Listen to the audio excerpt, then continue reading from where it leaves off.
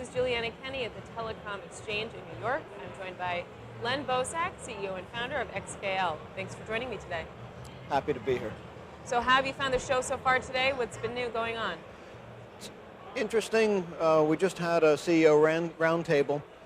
Some of the questions people asked, or they want to know what the future is, and I almost want some assurance that there is going to be a future at this point.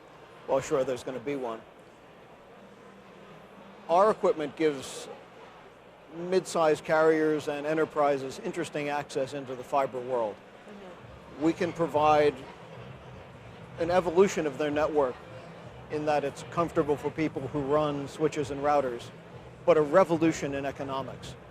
If you have access to dark fiber, using our equipment fundamentally changes the economic proposition of networking in your organization. It's so fundamental a change that if you need that much bandwidth, you really have to start looking this way.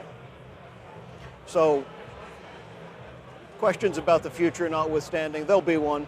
Whether it's quite as glorious as the next 10 years or as glorious as our last 10 years, that's a bit harder to say, but still, yeah, we're confident that our equipment provides a good value and interesting technical futures for enterprises and mid-sized carriers today. And we have a way forward. The whole world's talking about 100 gigabit Ethernet. Well, 100 gigabit Ethernet, the way it was done in the industry standards, gets you to 100 gigabits all right. But in my view, it's unlikely to get you much past.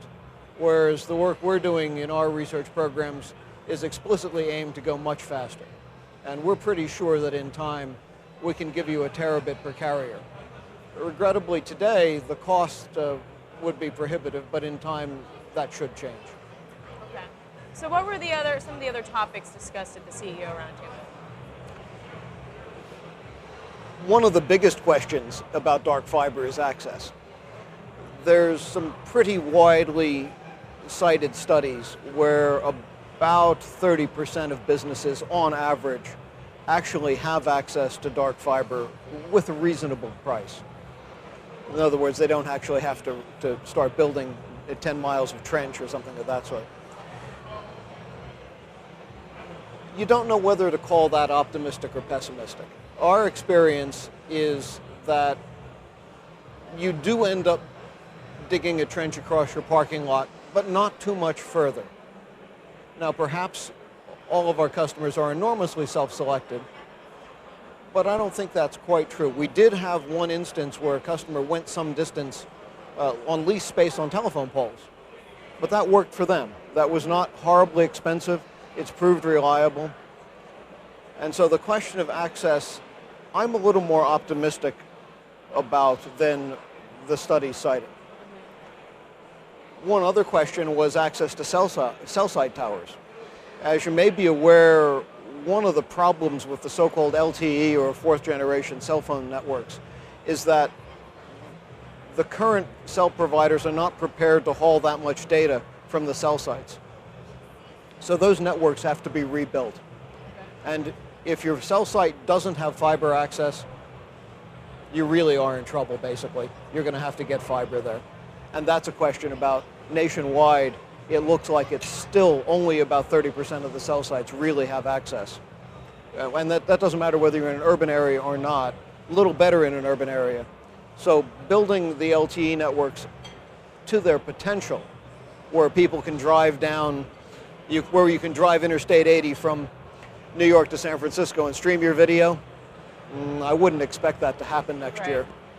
Well, how do you feel that the whole issue of access is going to be playing out over the next few years?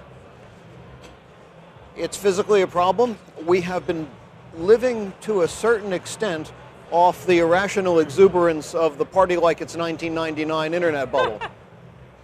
And that investment has been well and truly depreciated.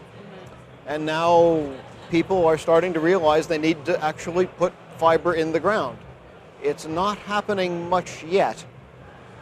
And as far as I know, for example, only the Allied Fiber project is a seriously long-haul new build.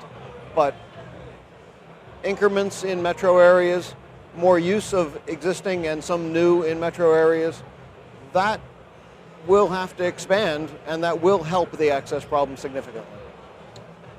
Great. Well, thank you so much for taking the time to speak to me today. All right, happy to be here. Good luck with the rest of your show. Thank you. Once again, I'm with Len Bosack from XKL.